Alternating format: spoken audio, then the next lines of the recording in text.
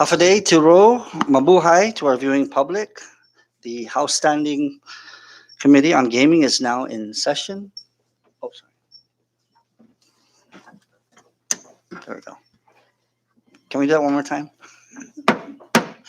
Hafaday Tiro, Mabuhay to our viewing public.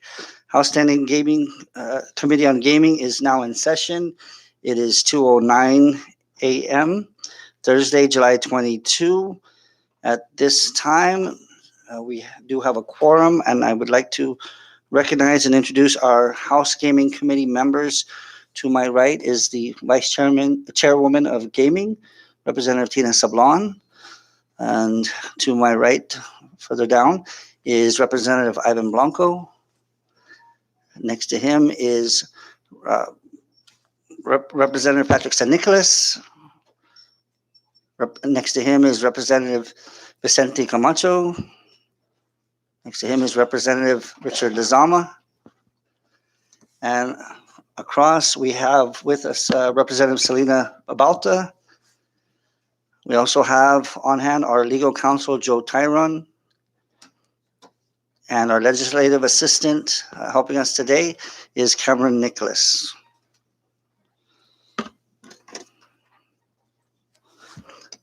Before we move to adopt to today's agenda, I'd like to request a change of order and switch items 4 and 5 to accommodate our guests from the Commonwealth Casino Commission. Do I have a motion to adopt today's agenda as amended? I recognize Representative Babalta. Thank you, Mr. Chairman.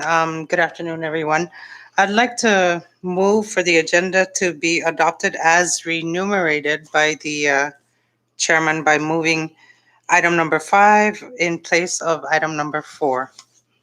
Thank you. We have a second. Discussion? Ready? All in favor in adopting today's agenda as amended, please say aye. Those opposed say nay. The ayes have it. Today's agenda is adopted as amended. Thank you, members. Moving forward at this time, we're opening it up to public comments. If there's anyone in the audience who would like to make public comments, we ask that you state your full name and if you could limit it to 5 minutes. It is now open for public comments. Please proceed. Thank you.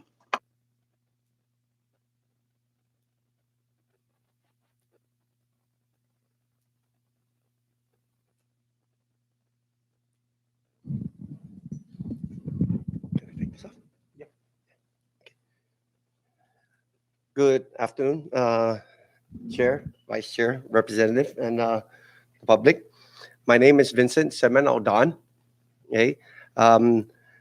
Before I say my piece, I would like to read something out of the Administrative Code for Public Works. Okay. For the Administrative Code on subsection 155-10.1-230, cessation in construction. Quote, a building permit shall be deemed, a building permit shall be deemed abandoned whenever a cessation in construction of an approved building or structure exists of more than 180 calendar days, as evidenced by a failure to initiate work or to call for inspection or ask for extension. After such a lapse in construction, a new permit with payment of associated fees must be secured. The building safety official, by written order served upon the permit holder, may require the holder of the permit to maintain the premises in such condition of reasonable health and safety as may be determined by the building safety official as appropriate. Okay, that's from the Administrative Code. So, from my sources, right, not too long, about 2 months ago, okay, there was an electrical issue that occurred in IPI, right, and that was a blown transmission, okay, that belonged to IPI. And IPI personnel had to operate the generators, the emergency generators, for a couple of days, if not a week, if I'm not mistaken. Okay. Now, with my experience with IPI, if we're talking about the construction, right, they're lacking, and the building of safety officials I've not been, when I was working there from March of, or May of 2017, all the way up to October 2019, whenever you're doing a construction job on that, with that magnitude, I, as the facility manager, okay, upon completion of any phase of that project, have to witness that inspection. And the signatures of the parties have to be on that paper. And as the facility manager, I am responsible because ultimately I'm going to be the one taking over that project. So during those years that I worked with them, not once have I ever had to witness any inspection done by public work or the construction workers. Not one. And all of those are legal documents. You're supposed to have that. Because if there's anything wrong in that building and somebody got hurt or the building collapses or whatever, those documents are going to be proof that inspection have been done, they passed or they didn't pass. And rework had to be done depending on whatever is going on. Okay? Now, when I was working there, okay, every blueprint that comes into my office, I have to take that blueprint and I have to trace the system according to that blueprint. And if there's any deviations in that blueprint, we have to make a note of it. They got to make a change order and whatnot, and then they got to fix it. All right. So let's just say, so for example, that they're working on the HVAC system. We could not do any kind of repair without affecting the whole operation. Why? Because the system was not built in accordance with the International Building Code. It was not built in accordance with the ICC. Okay? Bypass systems, in order to allow the technicians to work on those systems, was not there. So in order for us to work, we had to work in a dangerous situations where the equipment had to keep running. At the same time, we're trying to troubleshoot and make repairs.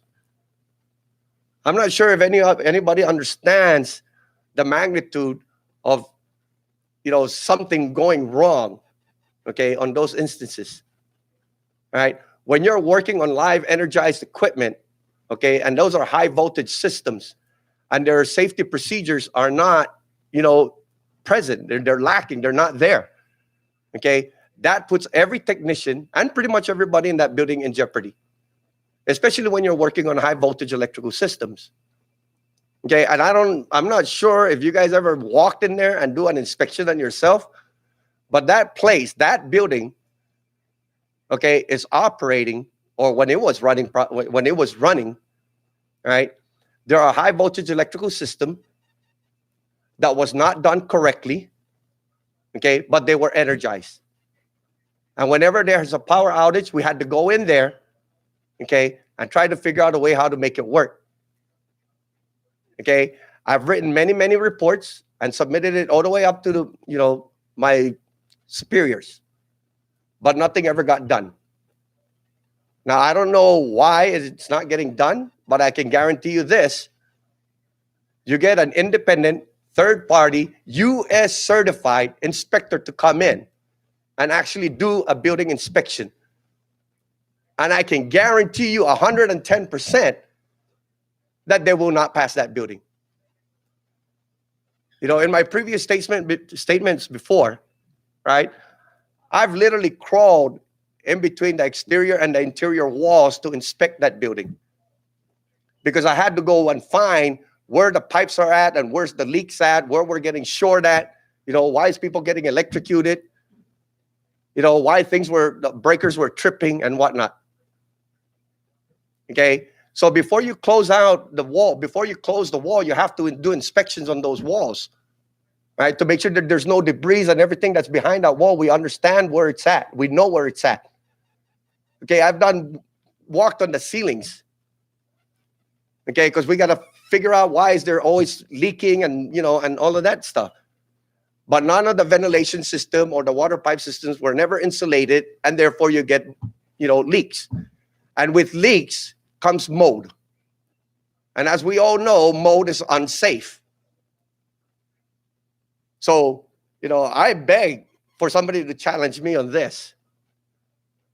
Okay, but that building is unsafe, you know what I mean? Not just structurally, but the health of the people that are going to be occupying that building, the workers and the guests. Oh, thank you.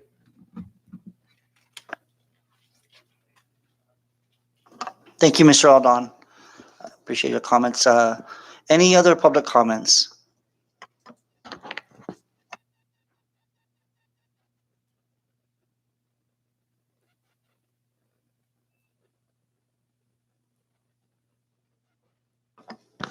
Okay, there seems to be no further public comments.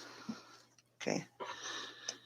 Okay, moving forward, we have agreed to switch our agenda, and at this point, we'll be moving to new business and discussing House Bill 22-47 to allow senatorial districts to establish and regulate internet gambling and for other purposes.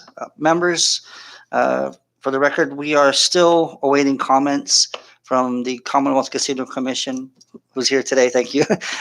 They have asked for more time, and we've said certainly we can give them that additional time that they need.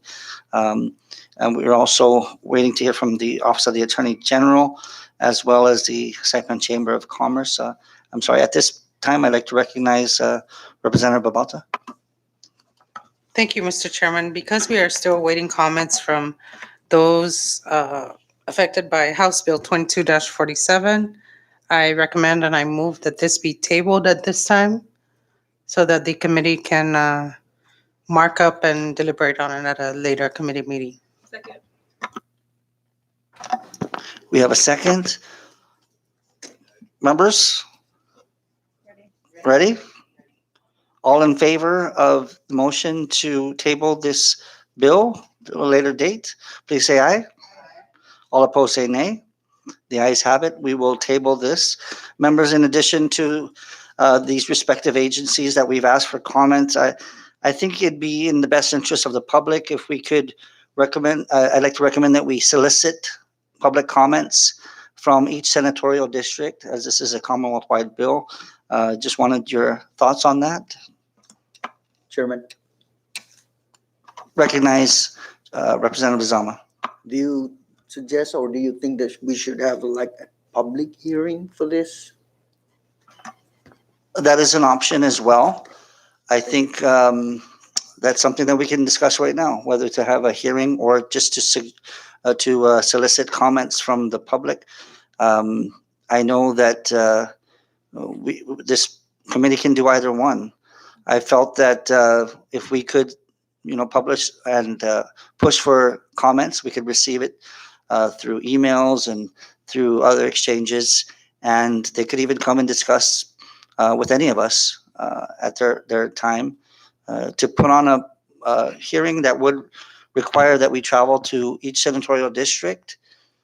I'm not opposed to going to the beautiful islands of Tinigorota, but I just would like to hear from the members if you would prefer that we do public hearings, or if it's acceptable that we could just solicit comments from the public. Recognize Vice Chairman Sablan. Thank you, Mr. Chairman. I would suggest that we first send out the letters requesting comments from the local leadership in the respective municipalities or senatorial districts, and I would be especially interested in hearing their views on the capacity of their local gaming commissions to regulate internet gaming in each senatorial district. And then perhaps once we receive comments from those various leaders, then we can assess again and revisit the question if we should move forward next with public hearings. So moved. Thank you. Okay, well, in that case, then there's nothing that really can stop us from going ahead and soliciting comments. I think that's something that we can certainly do. Is that okay with with you members? Is that acceptable? Thank you. All right. Moving forward at this time, I'd like to invite the members of the Commonwealth Casino Commission with the Executive Director, Andrew Yim.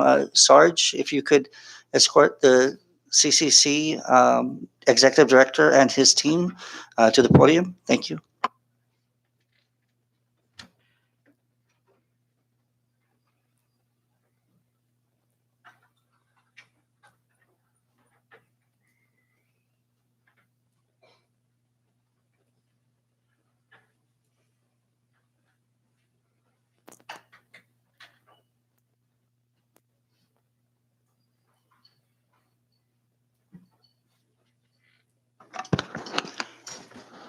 Good afternoon, Director, and to you and your team. Thank you for joining us today to provide some updates and to answer any questions our members may have. We appreciate your time. We know you are very busy, so we did want to prioritize your time and have you discuss with us in today's agenda. At this point, Director, if you could please introduce your team.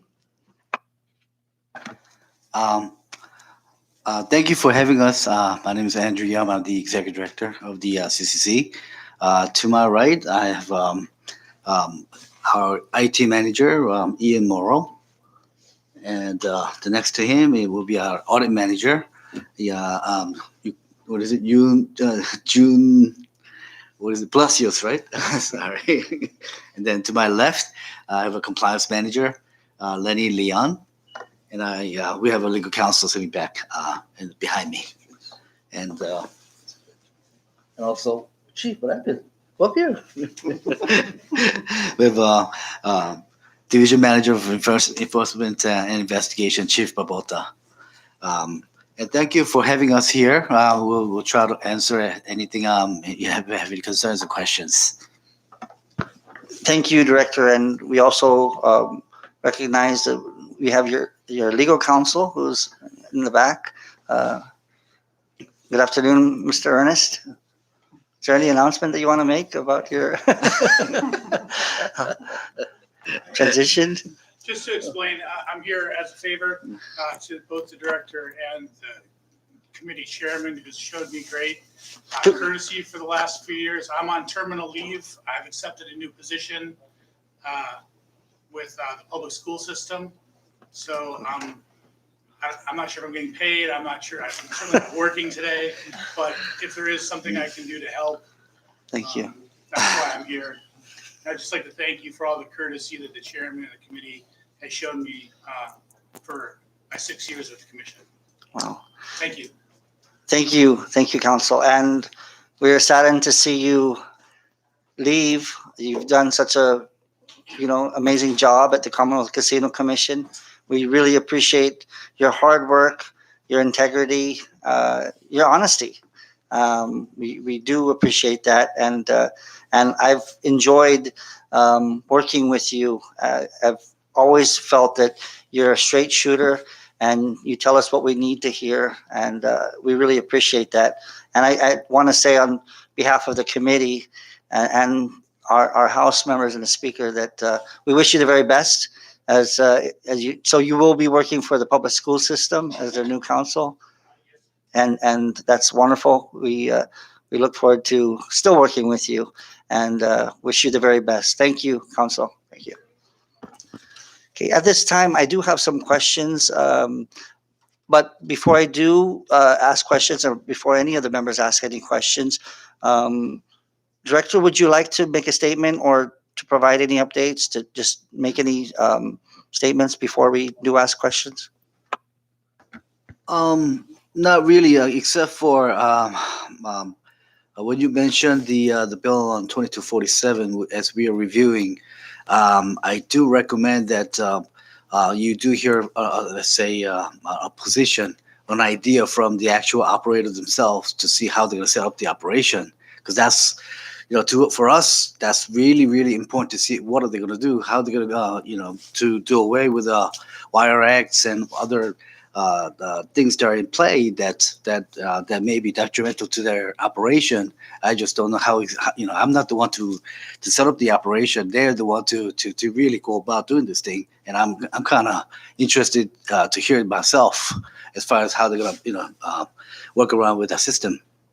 So that's one thing I would recommend that you do have an opinion or ask for an opinion from the operators themselves to see what are they going to do about it. And thank you, Director. And sorry, just a follow-up question to that. With if this were to pass, from your knowledge of to your best knowledge on this, would CCC need to hire additional staff to take on this endeavor? Oh, without a doubt, that's for sure. This is but internet gaming, it could be a great thing for the Commonwealth if it's done correctly. There are many questions to this bill that needs to be clarified. Let's say I'm not going to go into so many details at this point, but let's just to say, who's the recipient of this particular bill? Who are we talking about? Are we talking about IPI? Is it including IPI, or is it only for IPI, or is it somebody else other than IPI, or is it open to everybody in public, including IPI? It all depends on which path are we talking about, and that all depends on repealing of our laws as well, and their exclusivity as well. So there are many things that we need to consider when we're talking about the passage of this bill. So that's just one thing that comes to mind, other than the operation setup of itself in terms of the legality with dealing with the wire acts and all. But if it's done correctly, it could be really good source of revenue. It is a attractive option that we must look at. However, we must do it very, very carefully and shrewdly, and that's all I can say at the time. But for sure, if it's to be passed, we're gonna need a lot of staff to regulate. This is a lot of the regulations in play everywhere. It is infant state where we need to have every single resources possible to make it happen. Thank you, Director. I do have other questions, but I'd like to yield to my fellow members. At this time, I'd like to open it up for questions. Members, recognize Representative Camacho. Thank you, Chair, and welcome again. Hey, I've met all of you already. I still am waiting on my tour. Got you now, but I cannot break in. You seem very interested in this e-gaming bill. What type of enforcement is this going to have? Enforcement as in regulation perspective? As in making sure it doesn't die out? Making sure that it doesn't violate? No, fall apart, or go the wrong way, stuff like that. Yeah, like what's happened with Again, IPI. that all depends on how the operation is set up. I mean, I could give you so many different trails we can go. You guys are the experts here now. I'm here. Well, let me say it this way. Me coming from 14 years of online gaming experience in Korea, I can assure you there are many ways that we can go about. But I am not the one to tell the operator how to set that up, because I am not here to give that position either one way or another. I am here as a regulator.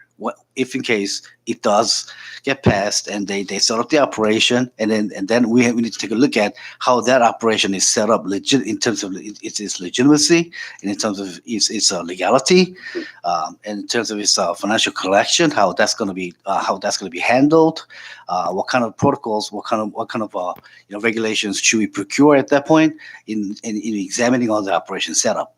So I want us to say a lot, but then I'm not in a position to say how to set that up, because then I'm giving an idea, and I'm not here to do that.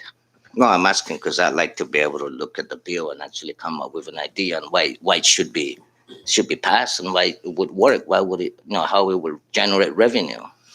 Right. So in terms of the regulatory body, once it's set up, we can have an opinion. But in terms of the market potential, I can tell you that there is a huge market potential if it's done correctly. But that I cannot tell you one way or another, because it could be confined within the Commonwealth, but it could be outside. We could be dealing with international. Or which path are we taking? That depends on the intention of the operator, as well as the intention of the passage of this bill. So that's obviously we're talking about two different animals, right? I really like the word "when done correctly." That has not happened here in a while. So we'll work with it, right? Yes. Thank you. I yield. Thank you, Representative Camacho. Thank you, Director. Other members, Vice Chair Tina Sablan. Thank you, Mr. Chairman, and good afternoon, Mr. Yom, and welcome to your managers, members of the viewing public. Welcome, Mr. Ernest. I'm sorry to see you go, but it's been a pleasure. My first question is for Mr. Yom. You suggested that this committee solicit opinions from the prospective operators. Who would those be? Do you know? That's $1 million question, like I said. Okay. But we do have let's say an exclusive licensee who is suspended, by the way. But you could ask an opinion for as a potential beneficiary of this bill. I'm not saying one way or another, but it could be a prospect, correct? And it's at this point they're suspended, not revoked. Mhm. So you could possibly approach to see what what they have in mind in terms of their setup. Okay, but at this point, the CCC has not been approached by any prospective operators for internet gaming in the Oh Commonwealth. no, I mean the bill hasn't been passed, so I'm not we're not talking about internet gaming at all in terms of the regulatory regulation at this point. Okay, thank you. And my next question is if you could provide us with the status of the CCC's ongoing enforcement actions. You mentioned the license has been suspended, but there are other things happening. So could you provide the members with a briefing on that? Right. As you know, the license has been suspended in terms of the recent order that was being made, which has been appealed. That appeals process has begun. We're going to have a status conference set up, which on 27th, I believe, of this month. So from that status conference hearing, we will know better in terms of how this thing is going to flow in terms of the appeal.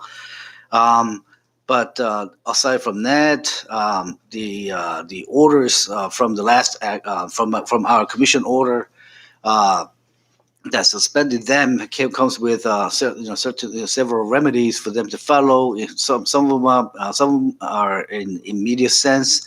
Some of them do have some time, but the ones that they need to remedy in the immediate sense are still not being followed, such as the payment of the license fee, the regulatory fee, whatnot. So you have things that are still not in compliance. Obviously, those are the ones that we were examining, and they'll obviously, if that's not going to be followed up, if those are not met, being complied anytime soon, we'll be adding another enforcement action. This time, moving it for possible, tougher action than suspension. So there haven't been any additional enforcement actions or complaints since the suspension of the We license? are, obviously we are, piling up our cases. You can't just open up the next enforcement action, right after. We're Understood. examining, reviewing, each and every day we're accruing more records, whatnot. And in the appropriate time, we'll move in for further enforcement actions. And what is the transition looking like now that your legal counsel is moving on to another agency? Who is going to be handling this for the CCC? We will be having another lawyer. Whether that's going to be part-time or full-time, that's something that we're still deciding. Most likely full-time. I've talked to AJ for a couple of times already, but pretty much in the direction of the full-time base, and that's the replacement body will be here, I guess, as soon as next week. At least to work on temporarily, and then whether that becomes a permanent position or not, we'll see. Okay, and I think my last question for this round anyway is who is the CCC dealing with from IPI? That's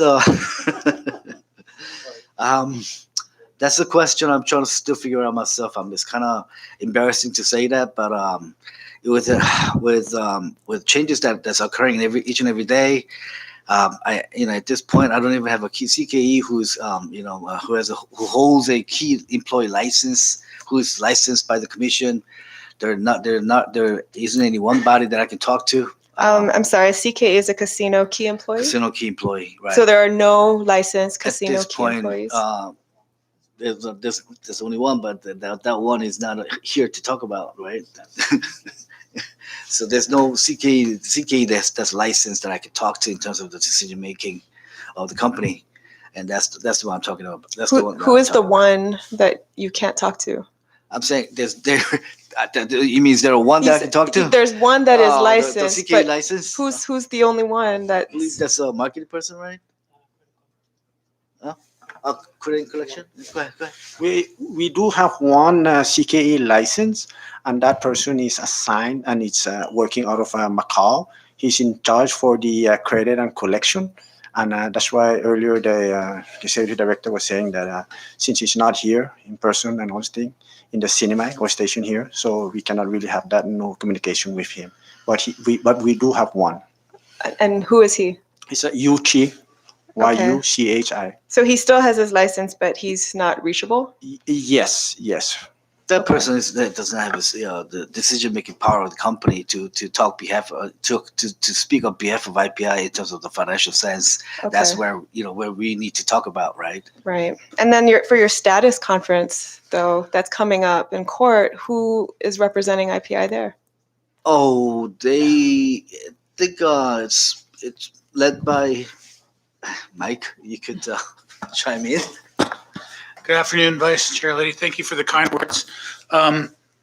IPI is represented by former Judge Lozama and Tiberius Mokano and the Nutting Firm were also listed on the appeal letterhead, but I believe Attorney Lozama is taking the primary lead, and he has co-counsel from the mainland, I believe on the East Coast.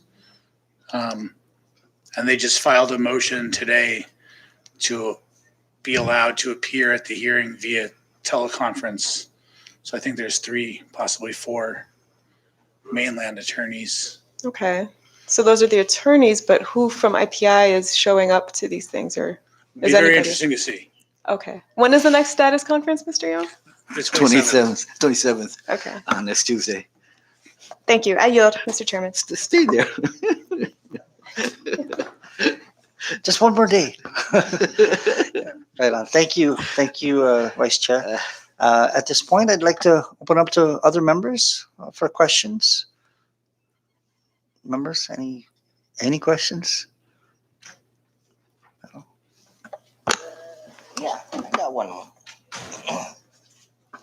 Yes. Mr. Chairman, Yes, are we, Rep. are we, are we Senator. still on new business House Bill 22-47?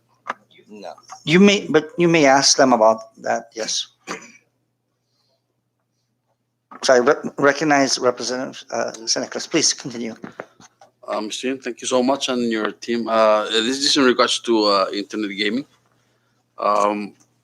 Does internet gaming include between the countries of cinema and Asian countries besides United States? And is there any legislature regulation internet gaming between player in Asia who plays a casino in here in the cinema?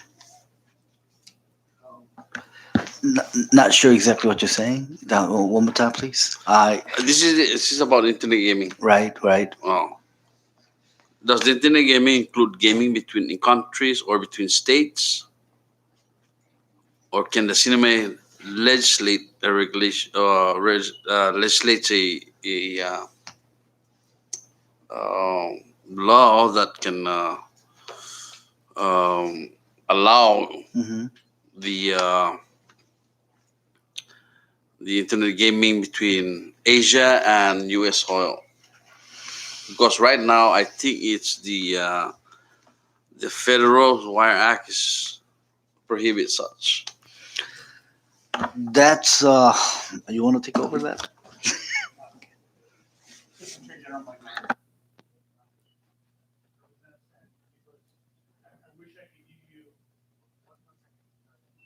It's on. I wish I could give you anything other than the lawyerly answer of it depends, but right now no one can give you a solid answer. The Department of Justice had a long-standing position that the Wire Act only applied to sports betting, and then recently that position was changed, and the position of the Department of Justice was that the Wire Act prohibited all gambling. That interpretation has been challenged in 2 circuits. The most recent one happened in Delaware. And in January, the Circuit Court of Appeals for that circuit upheld the district court, which found that the Department of Justice was incorrect, and that the Wire Act only prohibits sports gambling, sports wagering. I would note that neither of those circuits are the Ninth Circuit. So in my representation of the CCC, I reached out to the Department of Justice through its local representatives here and asked for a comment on whether the Department of Justice will be enforcing its opinion in the Ninth Circuit, and I have not yet received a response. And I can't imagine I'm very high on the list of the Department of Justice people to answer.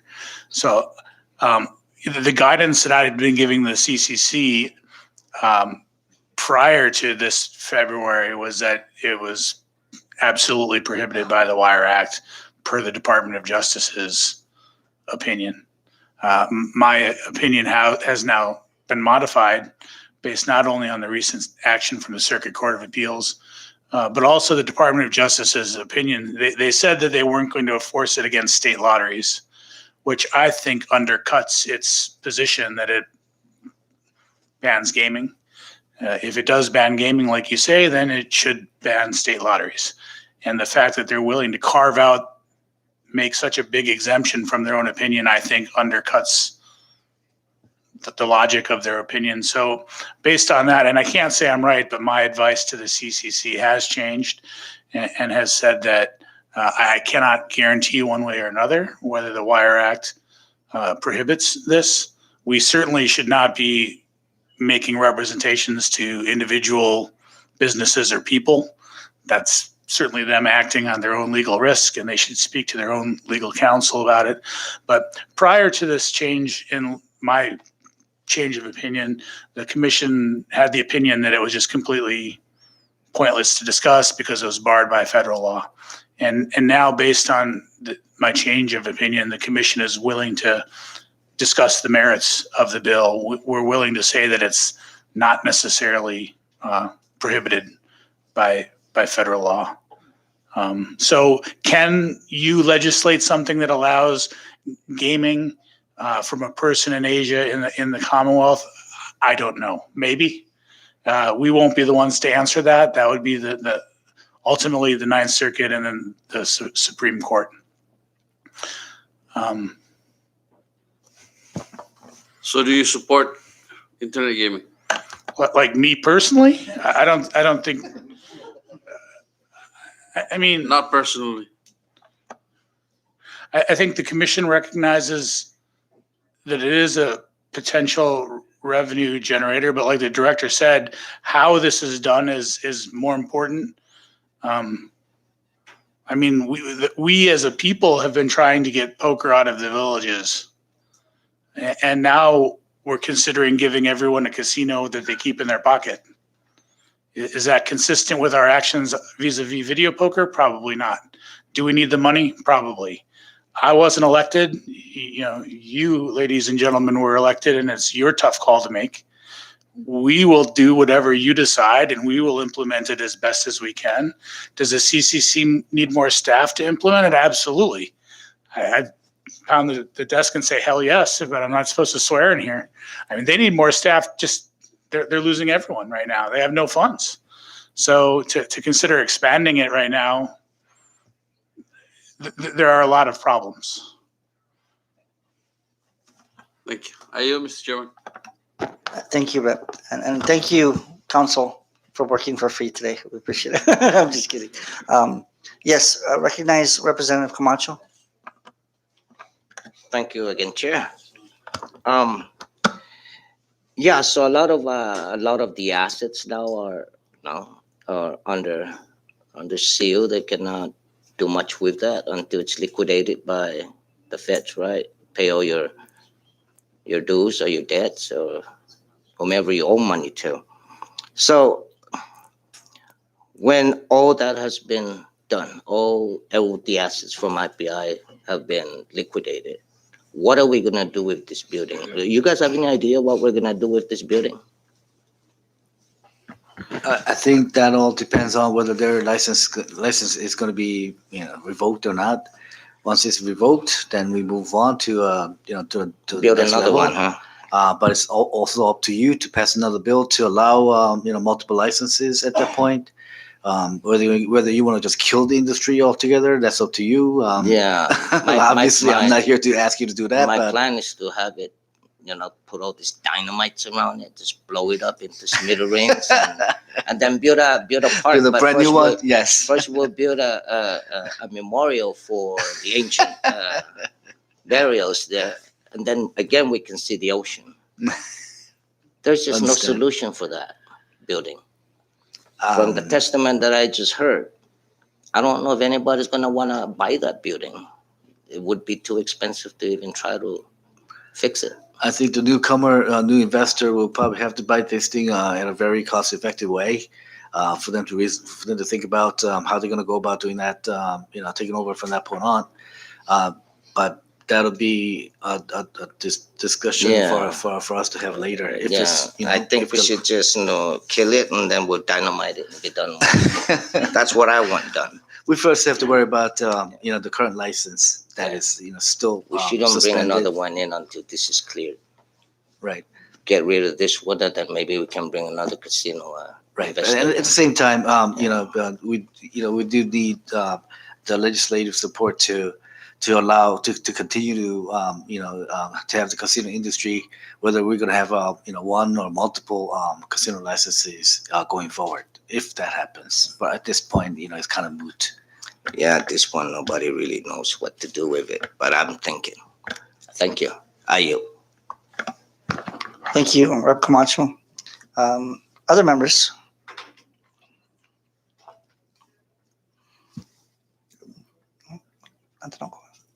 Okay, recognize Vice Chair Sablan. Thank you, Mr. Chairman. And this is just following up on Representative Camacho's line of questioning. If and when the IPI license is revoked, is CCC going to play any role, or are you doing anything now to examine the future of the industry for the Commonwealth and to assist the policymakers in determining what's possible, what's viable, what our options might be? Does the CCC have any role to play in that? Well, let's take a look at the 21-38 that gave us the power to issue the license if the license is revoked. So certainly we have a role in this, and we do have to worry about this. But I can't get into the hypotheticals now, and because that if I do that, that's kind of putting a little, I already have a set mind in terms of in the eyes of the public, and I can't say Sure. I'm doing. But even if the license wasn't revoked, even if IPI by some miracle comes into compliance and pays everything that they owe, Oh, that'd be wonderful. That's exactly what we wanted to do. but there would still be questions, right, about the future viability of this industry, and is CCC Mhm. examining I those mean, questions now? Okay, well, that could be.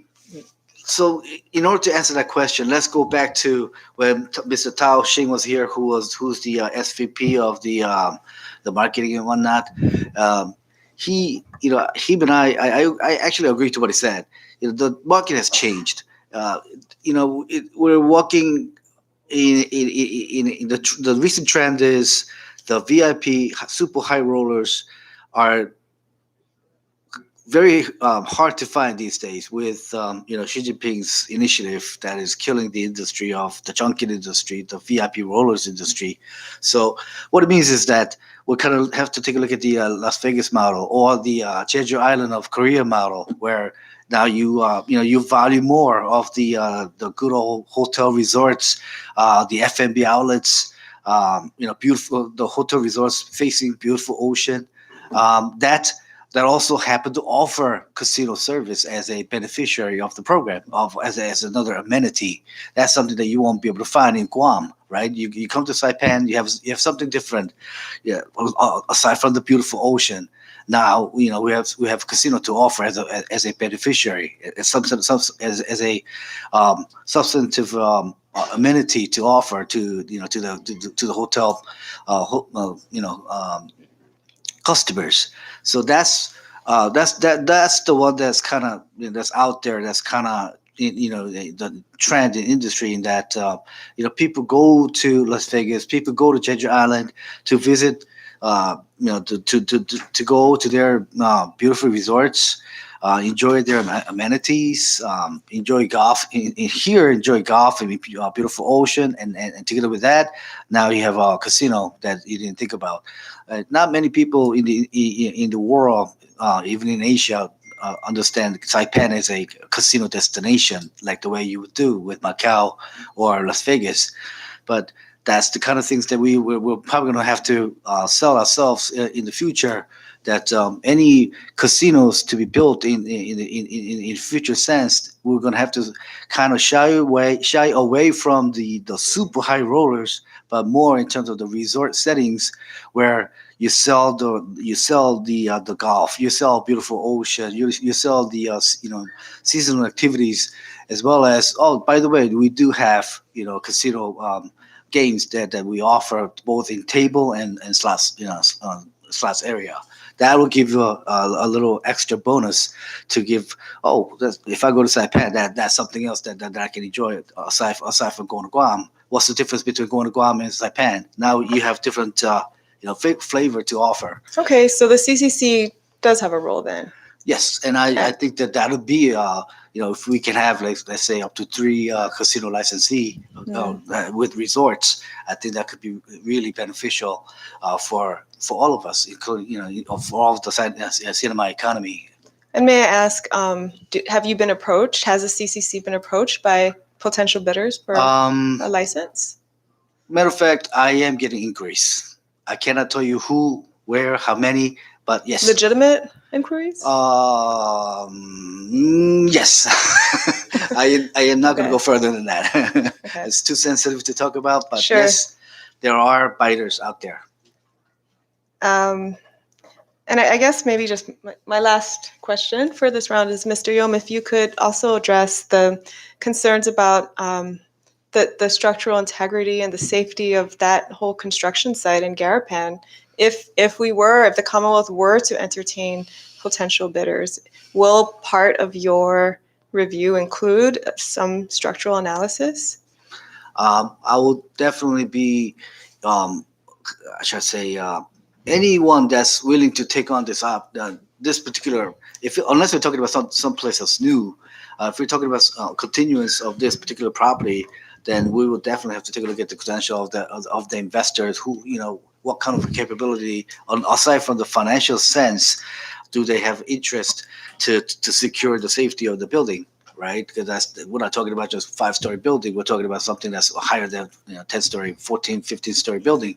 Mhm. It obviously has this different magnitude and something to definitely consider. But do you have the resources now to undertake that kind of analysis, or would it just depend on whoever wouldn't- makes the bid? It wouldn't be us to necessarily review the construction phase of the things, but however, it will be upon the licensee, a prospective licensee. I don't even know. We're talking about all these hypotheticals now, but if we do, that would be part of their proposal to make us understand that they're going to how they're going to approach this thing. Are they going to hire a third party, or are they going to hire a completely a renowned construction company from, let's say, Korea, Japan, Taiwan, or wherever they may be? We got what kind of animal are we talking about? That'll be part of the solution. We're not engineers per se, but we will definitely require that kind of effort to be considered. Thank you. I yield, Mr. Chairman. Thank you, Vice Chair. Still open for questions? Yes, Representative Zama. Thank you, Chairman, and welcome again, Mr. Yom, and your staff. Thank you for your service, sir. I know you will do good at PSS. One of the statement you made, there've been some businesses or potential casino vendors, and you've been getting a lot of inquiries. Have you shared that with the governor? No, no, not at this point. Because, like I said, I cannot be talking about hypotheticals Okay. where we have the licensee still in play. That'll be unethical for me. But I do share that information, amongst ourselves and between us and commissioners, up to that level only to know that to have such a sense of confidence that this industry can exist, can continue to go, if we do it correctly. Hopefully, our motivation is for the current licensee to come into play and come into compliance and resolve all the matters. But if that doesn't happen, and likely that's not going to happen, and when that doesn't happen, and we will have the next level of enforcement actions going after that. If the license is revoked, then I can comfortably tell you that there are biters out there, with legit or not. Yes, there are some legit ones, and yes, multiple senses. I'll stop it at that. Thank you. And one more question. You mentioned that you guys will issue and you can also revoke, correct? Right. So when do you want to throw the towel and say, let's do it? Because we are waiting. We are waiting for this, and it's a matter of time. It's not going to go forward. It's not going to go anywhere. You tell Understand, us, sir. and we'll act on it. Thank you. Yes, sir. I understand. I understand your frustration, and so are we. But we have to give, the what is due right for them, due process, and we have to, honor that process. We have to do it correctly, legally. Only that way, everything can be solved in a legal way. And that way, even if we are appealed, I'm sure they will appeal all of our decisions. When they do, we will win out as well in the court. Thank you, Chairman Hill. Thank you. Recognize Representative Babalta. Thank you, Mr. Chairman, and welcome to everyone. Earlier, you mentioned that in speaking about House Bill, the House Bill in the committee, you mentioned, and I believe your words were, you don't know if the license is going to be revoked or not. And the CCC has issued ultimatums basically to IPI, and obviously they have not complied with those ultimatums. So I would like to know, what is the status of their license? What is CCC doing about it?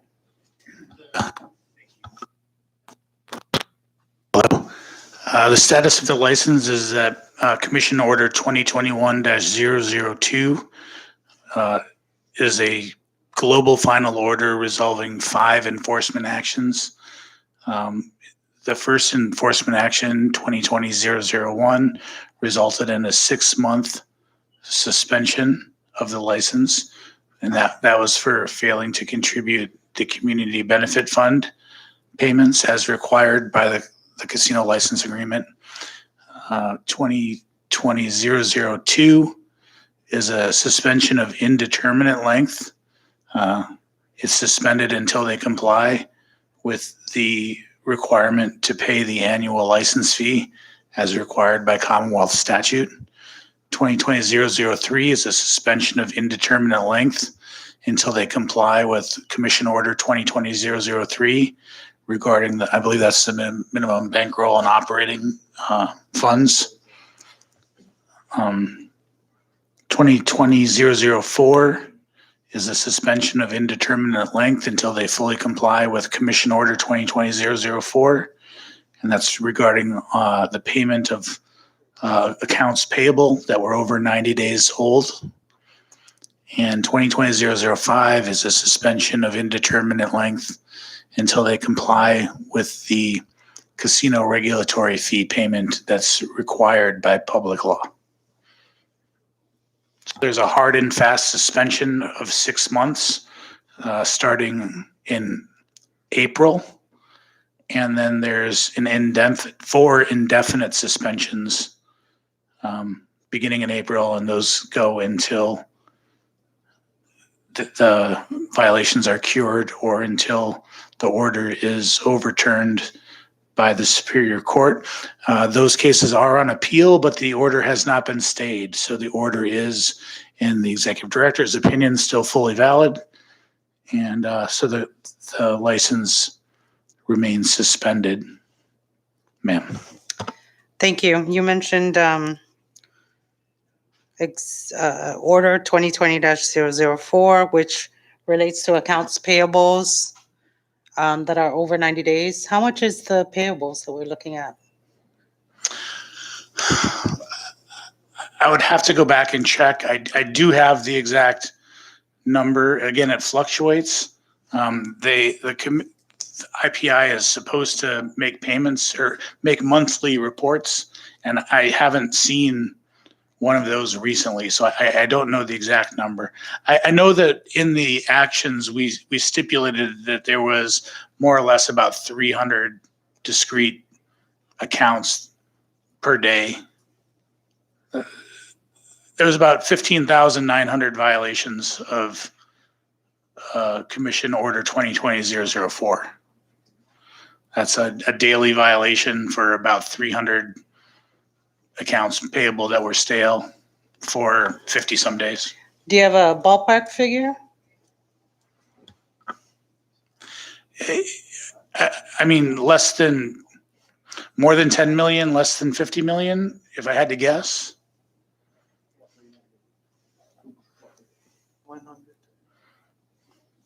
Thank you. Also, we've seen the district court continue on with vendors who are suing IPI. Why hasn't CCC claimed a stake in any of their assets if they owe the CCC upwards of, I want to say 30 million because of this community benefit fund, the license fees and the taxes they owe?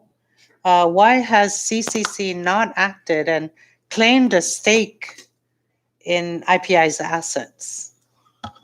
The community benefit fund does not go to CCC. That would go to various community entities as required by law. That's not something that the CCC would get or oversee. The annual license fee that they owe, 15,500,000, and more or less, that also does not go to the CCC. That goes to the Commonwealth General Fund, and that's for you, honorable ladies and gentlemen, to divvy up as you see fit.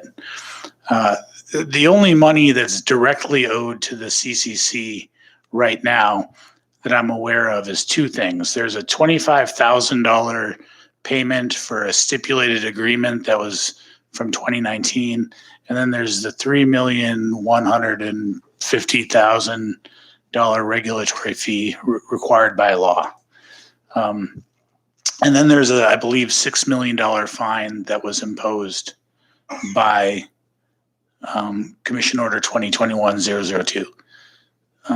That $3 million payment is required by law, but is subject to appeal right now.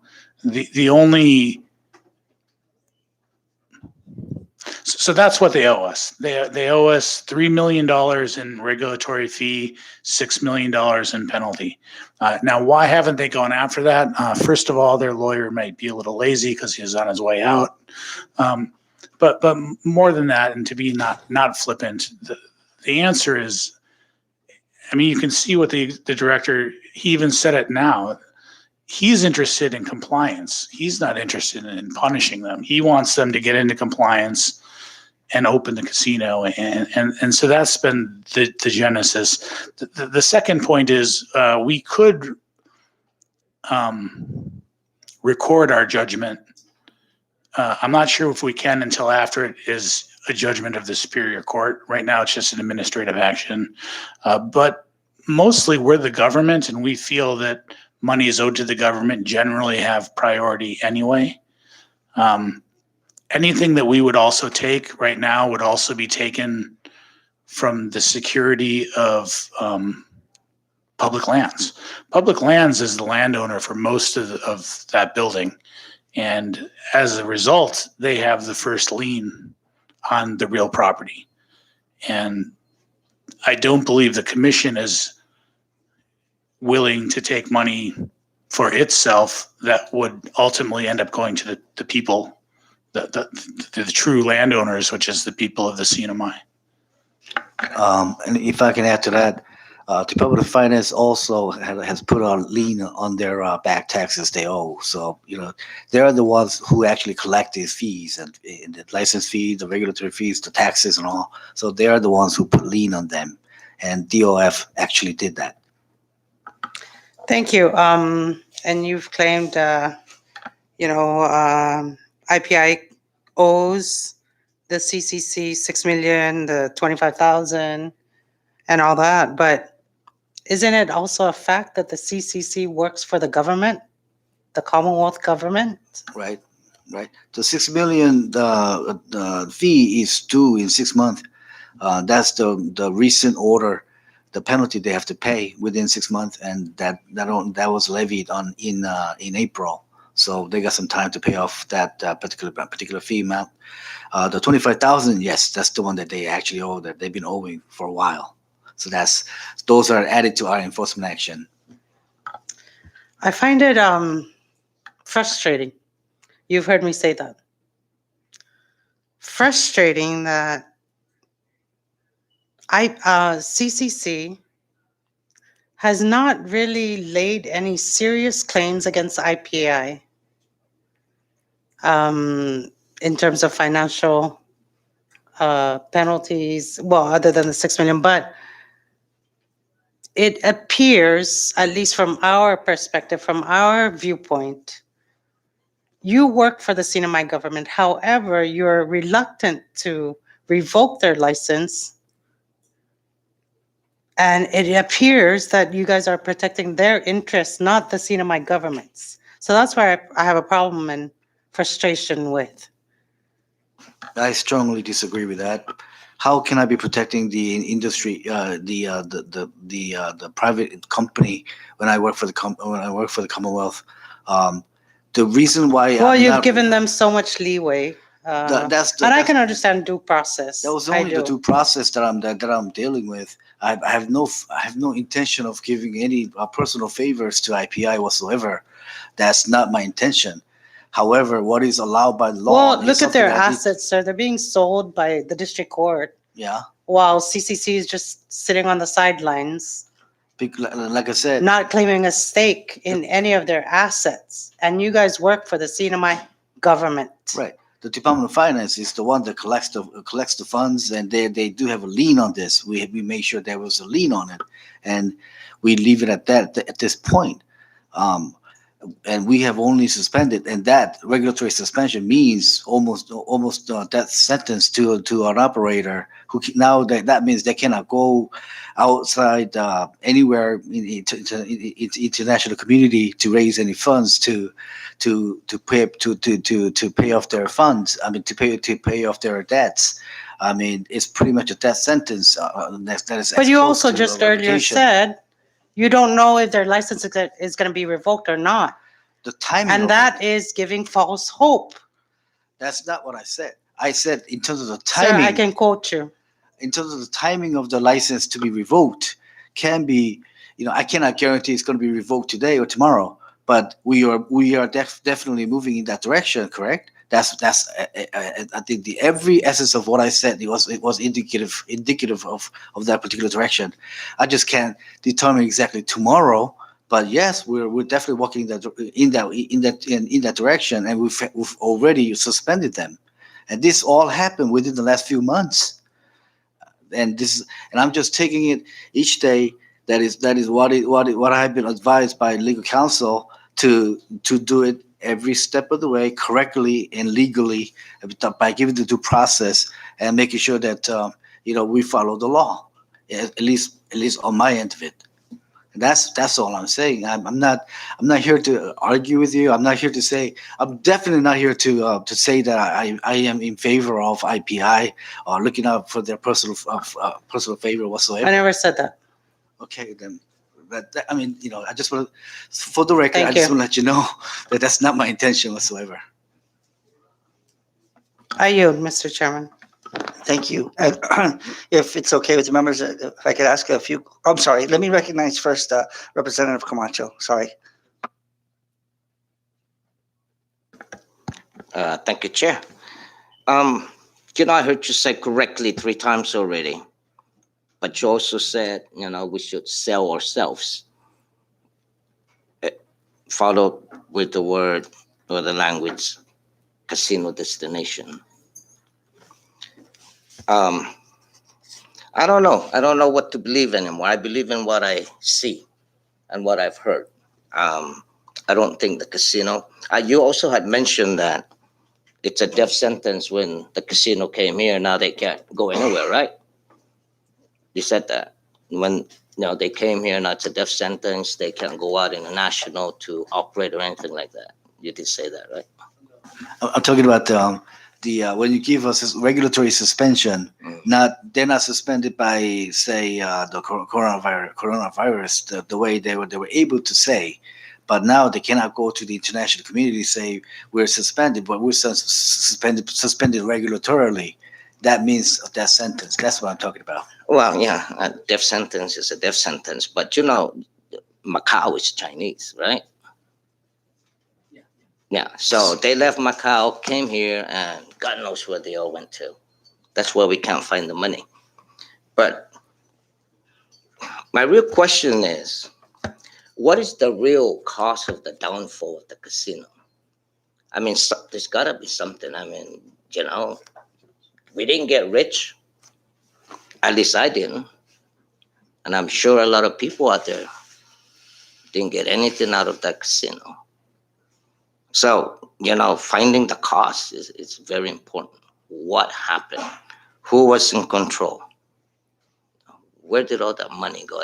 My biggest concern is, where did all that money go? Wow. And here we are sitting. I'm still asking, where's that money?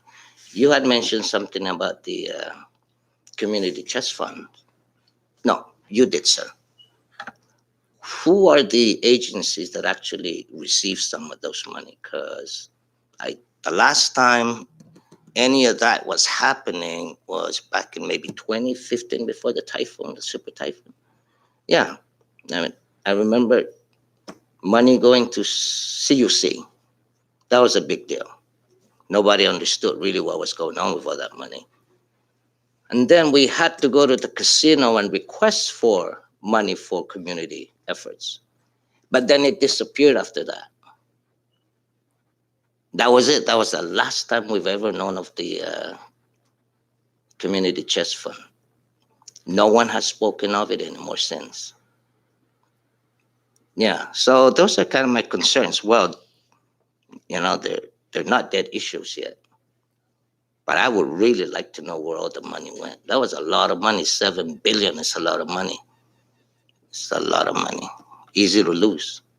Question is, why did we lose it?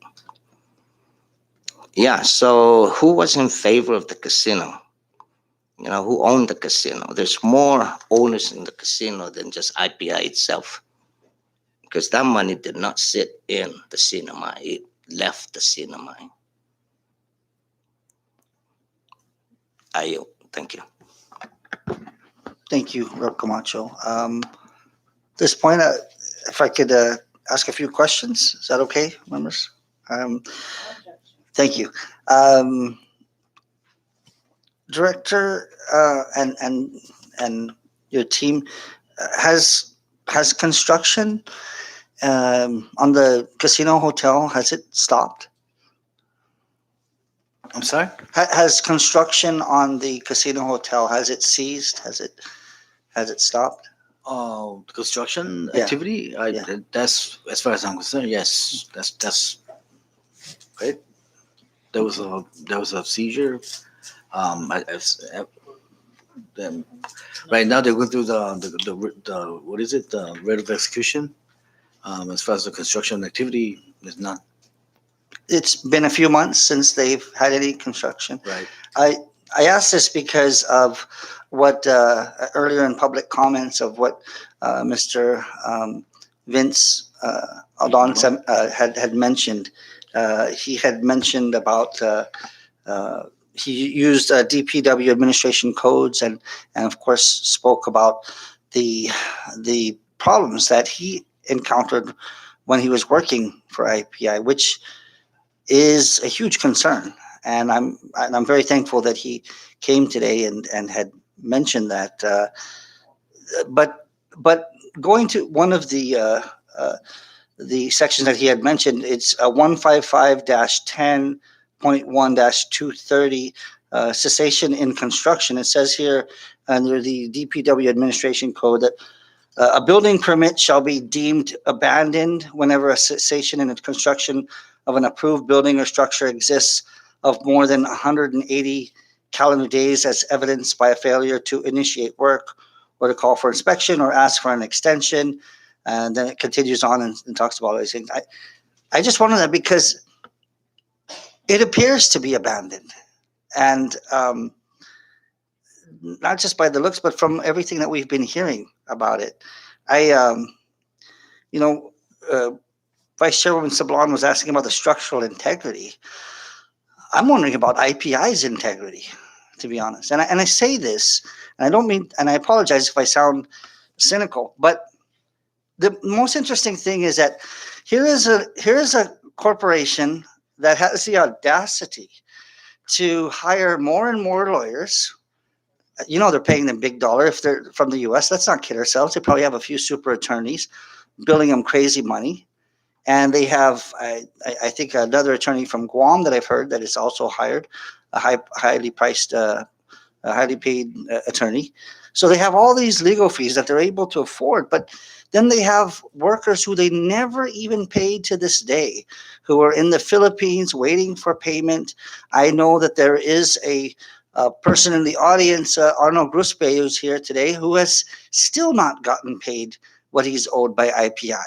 That they have the audacity to fight this, to say, hey, we're going to fight you.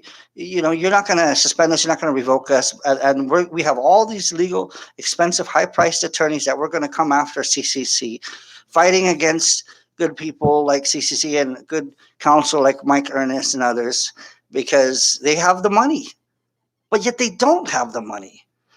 It's just a very confusing thing, because if anything, they're fighting the suspension or revocation of the license when, in all honesty, it seems like they should be put out of their misery. I say this because it's true. There's no construction going on. There's no money coming in because they haven't paid their fees. The Commonwealth Casino Commission had to terminate many of its hardworking employees, valuable employees who lost their jobs simply because they could not pay what is duly owed. And here we are spinning our wheels, silence from the administration. I haven't heard anything from the governor. The question is, how did we get here? I mean, they owe staggering amounts of money to the government. They owe staggering amounts of money to their vendors, which was just discussed earlier. We have seen photos that were shared on WhatsApp and social media that were sent to me and some other members, and it's been circulated around that there are signs now at the Villa and at IPI from the U.S. Marshal's Office stating no trespassing.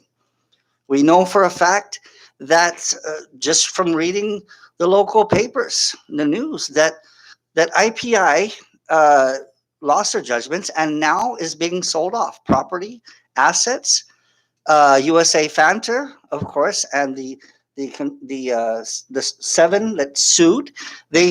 So now they're taking away their machines, hollowing out the casino. So no more machines, no nothing, gutting the building, selling off property, and yet they have the audacity to say, we're going to fight the suspension and revocation of our license. I think that IPI is playing games with the Commonwealth, with the people, not just with the CCC, but with us, with leaders. Because our constituents have been saying, this is ridiculous. This IPI is not going to succeed because of all the things against them. And if I were a betting man, if I had money to bet, I would bet that IPI cannot and will not survive. You know what? I want to cheer for the underdog, but they're not the underdog. They're just acting like dogs. And I apologize if I sound rude as a chairman of gaming, but they are holding our people hostage in fighting the suspension, in fighting the revocation, in fighting the Commonwealth Casino Commission. It is more than obvious and more than clear that that license should be revoked, that the CCC director, that's you and your members, should be able to look for other possible potential casino investors, legitimate, who would actually keep their word and their promises. Because everything they're saying so far has been a lie. I have seen it from day one when a few of us were criticized for speaking out against this $7 billion industry. I remember walking over to the governor's office, and there was hundreds of IPI employees who were there, who were angry. They were angry at the audacity of me and a few other minority members to speak against this incredible industry that's going to do so many wonders for the Commonwealth. And nothing has happened. If anything, it has brought heartache and hardship. There are a few well-connected people who we know of who have made a lot of money, a ton of money. Whether it's legal or not is, we're still waiting. The jury is still out. We're still waiting for the FBI on that. But I can only imagine your frustration being in your position, because often the CCC is being blamed. You guys aren't doing enough. You're not doing this. You're not doing that. But at the same time, we do know that you do have your legal battles, that you guys are attempting to look at revoking the license, and you will try. They have, again, this money that suddenly happens where they are hiring high-priced attorneys, but people like Arnold Gruspe and others who are stranded never got a cent. All those construction workers that left, that will probably never get paid.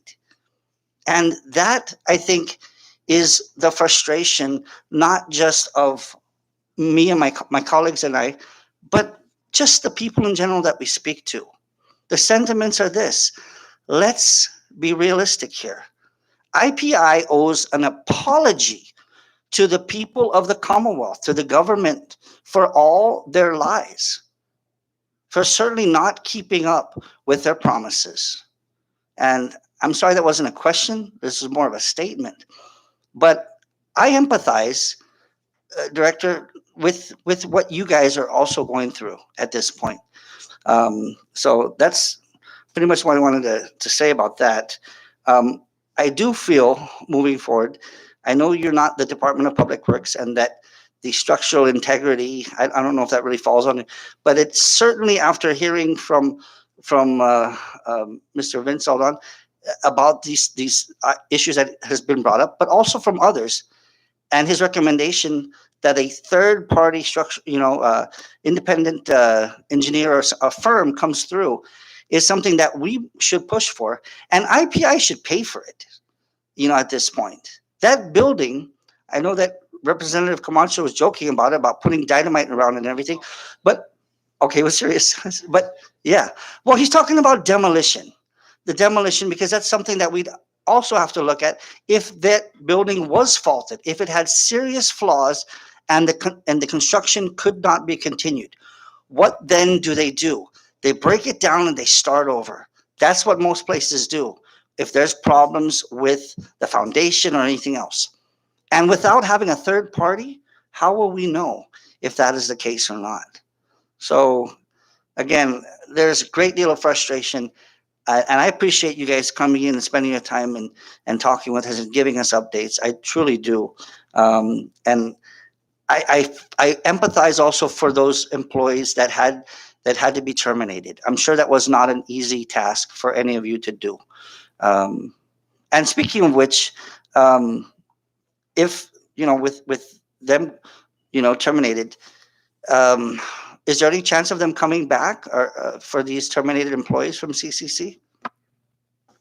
Well, that all depends on our funding situation. As you know, it's pretty. We're pretty much in a dire situation with the funding that is not being replenished at this point, and I don't know when that's going to be ever replenished. We're just taking each day at a time. There's still work to be done. That we have battle to fight against the IPI. With the folks that we had to terminate, unfortunately, some of them already have joined. Some other departments. Luckily, I'm happy for them. It's sad to lose them, but happy for them. They have a job. They secured stability. So those are okay. Some others have not been able to find a job. If I ever secure funding again, sure, I'll definitely like to take back. It's not, I didn't fire them because the lack of their ability, but it's lack of funding. And thank you for all your great words of encouragement. I can't disagree with you with all your assessment of what 99% of what you said is true, and I totally agree, both professionally and personally. I mean, think about our situation. There's no motivation in us to ever go light against the IPI who each and every day keep on breaking the law and laws and regulations. So there shouldn't be any doubt of any of our CCC members, including me and the commissioners, the chairman, and whatnot. We are here to make sure they comply with the law, and as long as they don't, we're gonna move with our actions. I just can't say revocation tomorrow. That's because that's just gonna put me in a different. In a difficult situation when it comes to facing a court of law. But what am I going to say if they keep on breaking the law? We are going to have to revoke it. Yeah, I mean that's pretty much the writing is on the wall on that. I just can't say it tomorrow, but definitely, we're everything is pointing that way. It's probably going to happen that way. It's just a matter of time of when. But that will be determined very soon. It's not going to happen next year. It's going to happen very soon. It's just you will see. It's just that I cannot reveal all that in terms of the legal strategy in front of the public. That please understand that that's not being me trying to not walk into the revocation direction. It's just that I just can't say it in public. That's all. Please understand where I come from when it comes to sensitive topic in that nature, so that it does not be used against me in the court of law. Thank you. And at this time, I'd like to again turn it over. Yes, Vice Chair. Thank you. I just wanted to clarify a couple of things. I think at the last meeting that we had, you weren't here, you were on leave, but there was a question about whether the $2 million that had been borrowed by the administration for the COVID response had been restored to the CCC. And could you say at this point, give us any updates? Has the CCC received those funds back in full? Oh no, the understanding between SOF and us is that that amount is recognized. It's just not being put in as a one lump sum into account. It rather payroll by payroll. It's getting deducted from that 2 million recognizable credit they give us. I see. That's how things. So it hasn't been returned as a lump sum, even though it was borrowed as a lump sum. Well, each and every month the payroll is eating into that 2 million pie. Okay, basically. and so I do realize that you've had to terminate more than 60% of your staff, right? Right. But has everybody who remains been restored to 80 hours? Not yet. You're still on 64 Right. hours? I'm still under austerity. Does that austerity apply to the commissioners as well? It applies. Those commissioners are not full-time employees. They are treated. They're not part of the. Well, I should say that's kind of like a contract consultant, so to speak. So they're not full-time employees. Commissioner's salary is That their right to receive payment is based on their attendance at the monthly meetings. Right, so their salaries remain intact. Right, There have been no right, right. cuts to There the cannot be commissioners. austerity. That's my That's understanding, just- yes. I see. right. Okay, and then on the issue of IPI's debts, would new licensees be required to pay IPI's debts? Is that something that could be under consideration? For if we have to entertain the new Right. new licenses, Right. that will definitely have to be considered. We'll definitely have to make sure part of that will be our language or the condition, so to speak, Mhm, to clear all the debt. Not only us, but the current license fee that are due to the right. government, The and vendors, hopefully also the the vendors as well. judgments, right? Right, right. Okay, so it's not those- unreasonable to consider making that a condition in any new licenses. Well, that's what I'm going to try to do. Okay. At least make sure bulk of that will be conditioned into that language, so that the newcomers will understand that we're not just talking about dealing with IPI, but Mhm. this is whole list of things that they need to also comply with, for consideration to be licensed. Okay, thank you. I yield, Mr. Chairman. Thank you. I recognize Representative Camacho. Yeah, Director, you were here last time I sat here with your team. But I did ask if the governor even knows that the casino is taking its last breath, right? I did ask that. Never got an answer back. Last breath.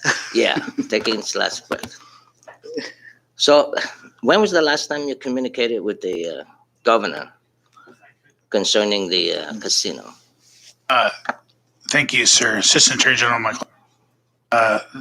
Commission Order 2021-002, again, which was the final order in the consolidated enforcement actions, also had declaratory relief, and many of the things that were declared, fully adjudicated, and then declared by the, or at least adjudicated and then declared by the commission,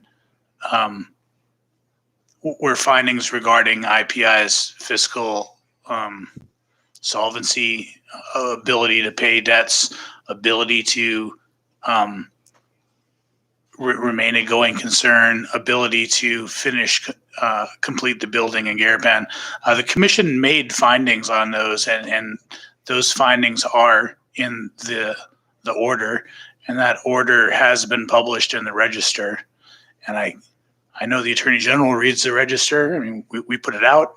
I can't speak for the governor or the office of the governor, but I imagine someone there reads the register. So not only is the governor I'm put on notice, but I would say that everyone in the community has been put on notice that the commission has made findings regarding IPI's financial situation and its ability to honor its debts. Yeah, but what I'm really asking is, has the governor physically looked at you guys and say, how's the casino doing? Because I remember, I think it was back in 2018 when he mentioned something about the super economy, right? Man, I crossed my finger. I said, yeah, I like that. Here we are, super failure.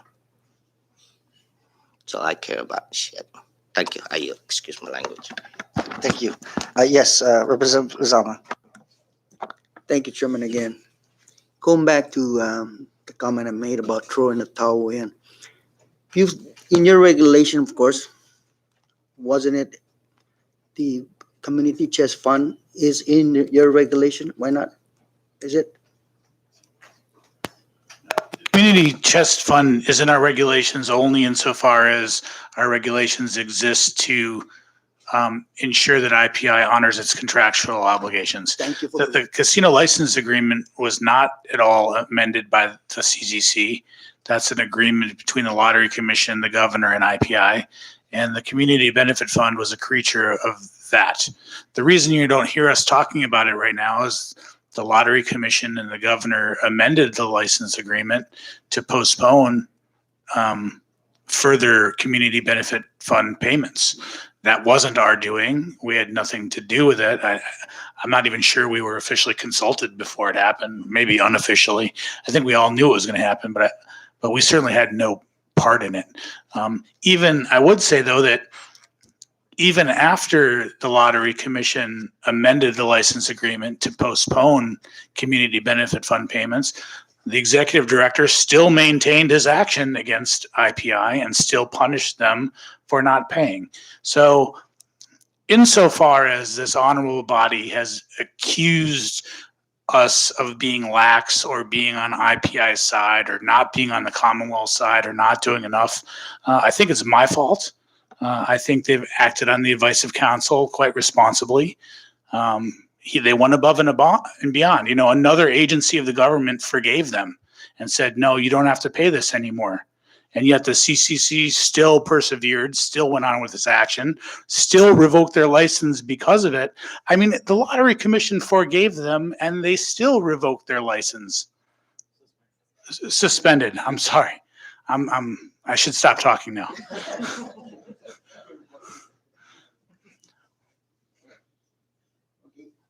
Thank you.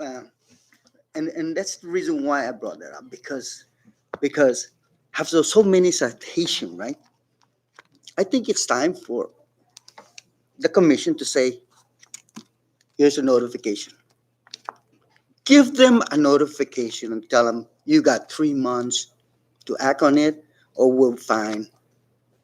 You mentioned about good potential business, casino business people coming into Island. I'm asking you, on your own professional opinion and decision making, I'm asking you again, when are you going to throw the towel in and say, Governor, I don't care. This is the fact. And we gotta move on because the people of the islands of the Marianas are suffering. I'm only asking you for that. Do you have the authority to use what do you call notification and let them know that, hey, your verification is coming up? Do you have that authority, sir? Thank you, Congressman. On that, if you understand, our suspension is exactly that. We gave him, look, this is it. You're suspended and you need to remedy this. Certain ones you need to remedy it immediate sense. Certain ones you need to remedy in 6 months, along with the payment. Now, if none of them, any of them met or none of them are met, that is it. That will be, the fat lady will sing at that point. That means revocation. That's basically it. What is the next move after suspension? So they have certain amount of month, not much at all, and this is it. And that's as far as I'm concerned. That's as a strong of a move as I can make, as from the entire CCC body. That's revocation, and that is our next move, and they only have certain amount of time to remedy on suspension. That's basically it. Suspension is the official as official notice as it can get. Thank you, Chairman. You back for now. Thank you. Thank you. We appreciate again your coming in today and answering questions, and for the time you've put in for everything. I know again that there is tremendous work ahead, and I hope that the Commonwealth Casino Commission and our gaming committee can continue to work together in looking, out for the best interests of the Commonwealth, for our people.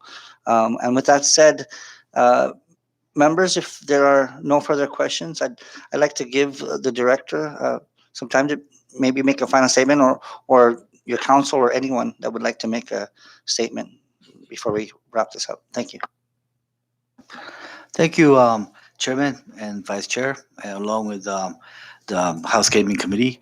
I appreciate your wanting to talk to us, and giving us the opportunity to speak in front of you, to let you know the our latest kind of situation, and you heard of where IPI is and where we're headed in terms of casino industry. In one way, it's looking bad, but it's in another way, it's actually looking good. In a way that this is I see it as a transition period. We just have to deal with it to the best way we can, to as legally as we can. I mean, they can break all kinds of law they want, but this is Commonwealth. We're going to follow our law. We're going to obey our law, and we're going to keep, our regular.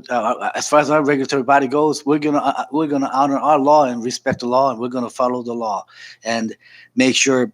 At the end of the day, we'll win out, and that means, the ones who's breaking the law will lose out. That's the bottom line. But we're gonna have to do it systematically and very legally. That's all I care to do. I think the goal is clear. It's all agreeable with you as well. It's just on the timing. I just cannot guarantee when, but I'm sure it's going to happen rather sooner rather than later. And thank you for having us here. Thank you very much. And at this time, we members, if there's no objection, can we take a short recess? Thank you.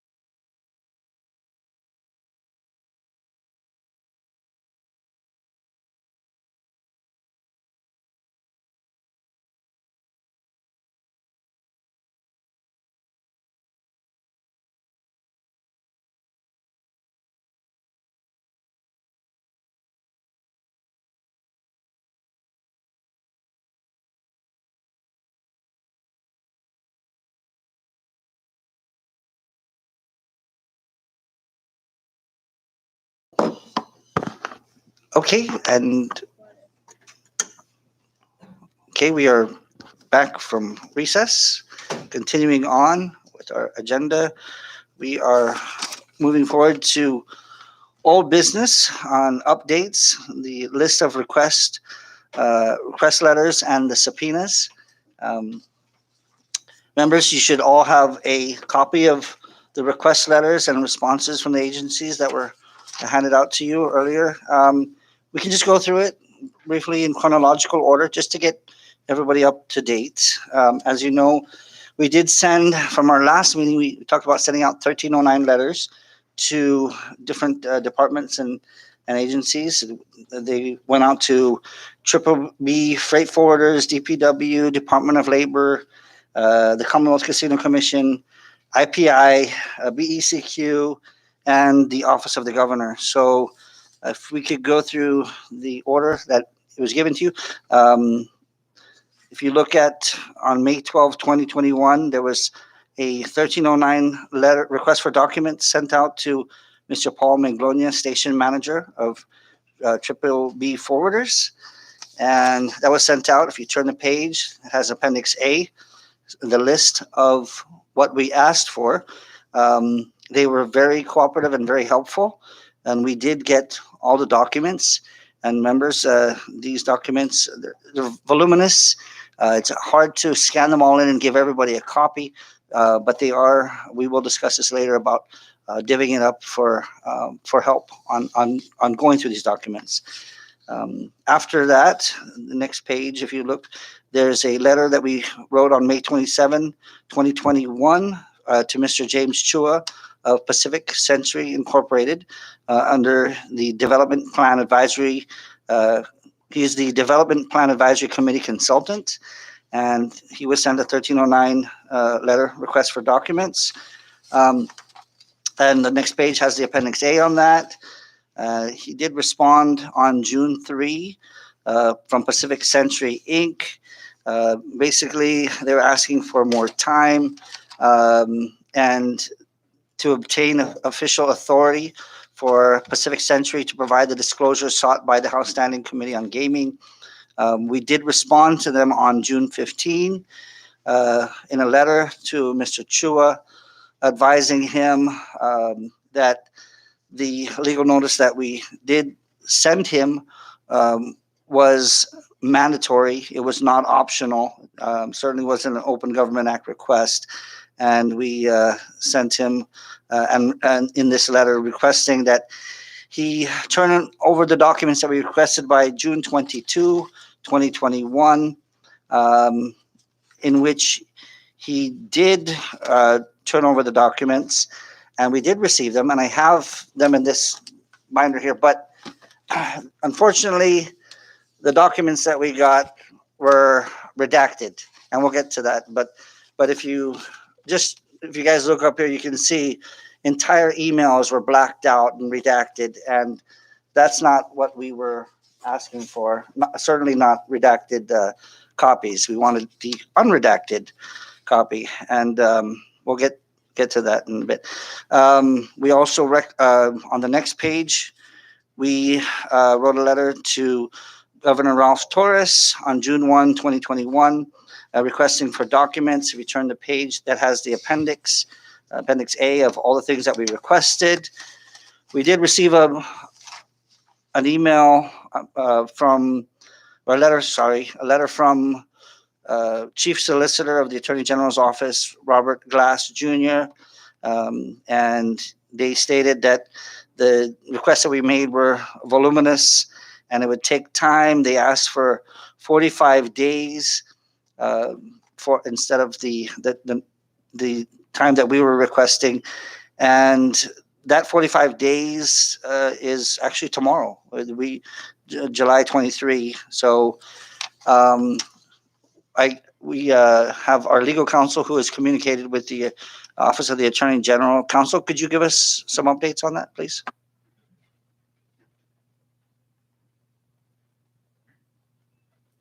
Chairman, the response I received from Attorney Glass states that he's off island on a personal emergency And I received an email from Deputy Attorney Lillian Tenorio, and that basically indicated that they would respectfully request a little bit more time to comply with the committee's request, but it also states that they would allow for inspection. So I'm not quite sure if Deputy Tenorio is familiar with the request, because we weren't asking for inspection, we were asking for submission of documents. I haven't replied because I haven't had an opportunity to discuss this matter with the committee, so I await the committee's decision based upon this update. Thank you. Thank you. And I believe that at this point we should communicate with the deputy attorney and remind her that this is not an Open Government Act request and that we are asking for the documents. And we could do that easily through communication. Council, if you could reach out to the deputy attorney general and members, is that okay? And we will find out. And then once we receive a response from her as to the date that we can receive these documents, then we will discuss it and move from that point. Is that okay with the members?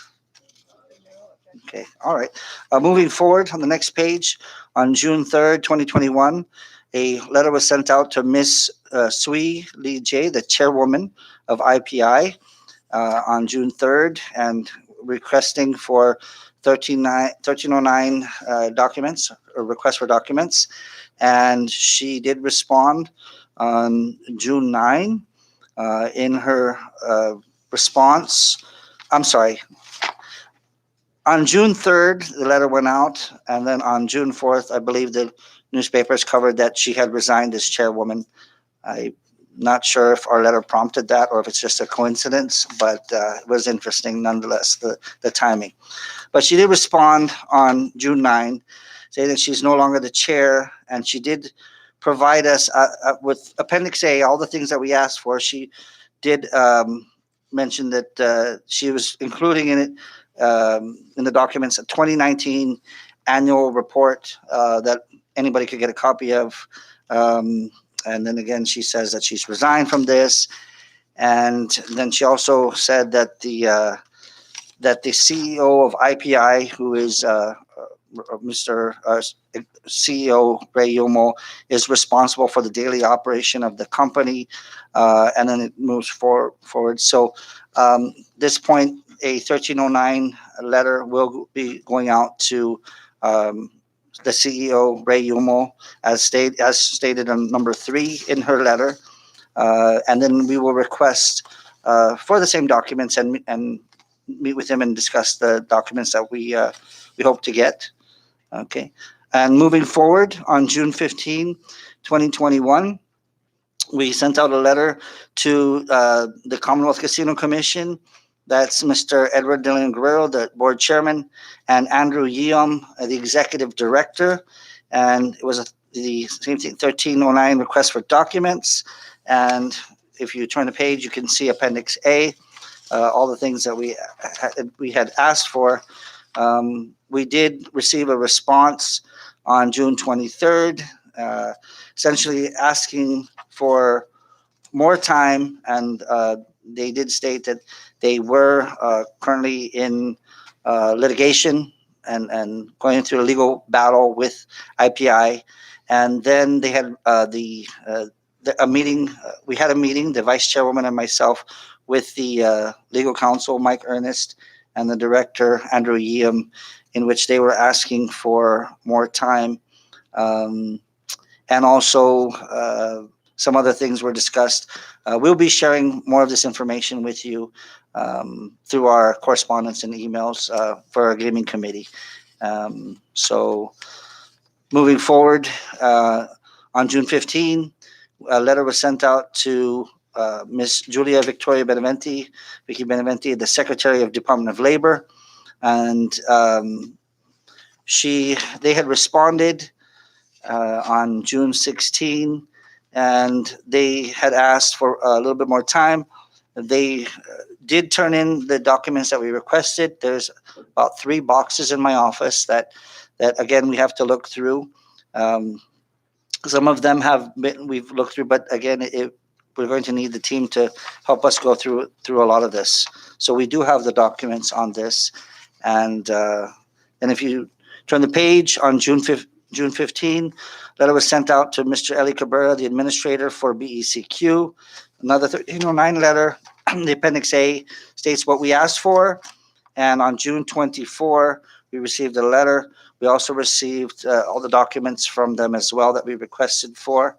Then on June 15, we also sent out a letter to the DPW Secretary, James Arda, and the 1309 letter request for documents, following page Appendix A, received a response on June 23rd, and they also turned over the documents we had requested. And the very next page from the Office of the Governor,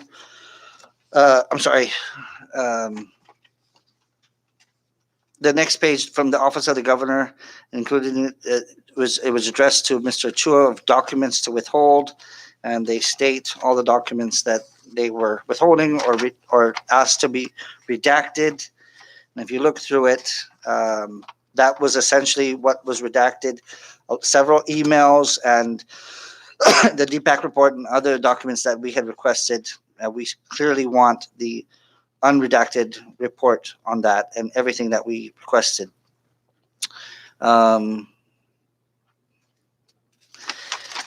So with that said, before I address anything, I'd like to ask members if you have any questions with regard to these documents that went forward.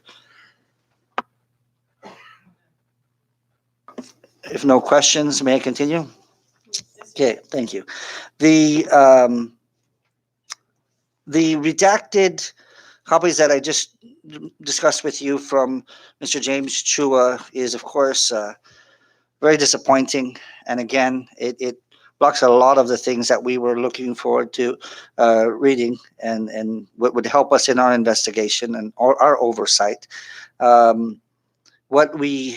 What I would like to hope for and request is a subpoena to be issued, a subpoena ducis tecum, to get the documents that we originally requested to James Chua, because we did send a 1309 letter, and the next step is a subpoena or a subpoena ducis tecum for the actual documents.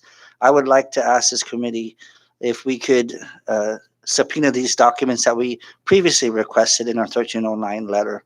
And yes, Representative Lozama. Mr. Chairman, yes, I make a motion to subpoena ducis tecum to Mr. James Chua. So I move. We have a second. Thank you. Discussion? All in favor of issuing a subpoena ducis tecum to Mr. James Chua for the DPAC report and other documents as listed in Appendix A, please say aye. All opposed say nay. Motion carries. The subpoena will be carried out. Council, I would like this document, if we could do it. I know it's already 4:09 p.m. If we could have that document prepared and signed, and if the Sergeant at Arms could send it out, I would kindly request that. Thank you. Okay, moving forward, we have miscellaneous. Is there anything that any of the members would like to discuss at this point? Under miscellaneous? Yes, Council. I'm sorry, Representative Lozama. Thank you, Chairman. Just to reemphasize our frustration, and of course, we are going down to come to a conclusion with this. I'm glad to hear the director of the commission that there are potential businesses that would like to take over, and I hope that we do have multiple permits or whatever. And now we only have a exclusive, so we hope that we can open this to more investors. That was a great meeting with them today. Thank you for bringing them in, sir. Thank you, Rep. Lozama. Any others under miscellaneous? This time we move to announcements. Yes, I'm sorry, miscellaneous Council. Yes, please. I just wanted to verify that the deputy asked for August 2nd as the extension to complete the compilation of documents based on Robbie Glass being off island. I'm authorized to concur and accept that extension request to August 2nd, correct? Yes, you are, Council. Thanks. And I am reiterating that it's a 1309 request, not an OGA request, and that we expect the documents to be delivered. Thank you. Thank you very much, Council. Thank you. Under announcements, any announcements? Yes, Representative Zalma. No, I hear back. Okay, no problem. Okay, members, I thank you very much for your time today. I will keep you posted with regard to the response for our subpoena letter. Among other things, I would like to communicate via email with regard to the I guess the assistance in going through some of these documents. They are some of them are voluminous, and there are several pages to cover. But I think it is important for us during this oversight to ensure that we cover every page that has been submitted to us. Vice Chair, do you have anything to add? Just that I do look forward to working out with the members of the committee, the division of responsibilities, because there are reviewing the records that we have, and then also formulating questions, potential witnesses to call in once we are ready to begin our oversight hearings. Thank you. Thank you. This point in time, do I have a motion to adjourn this meeting?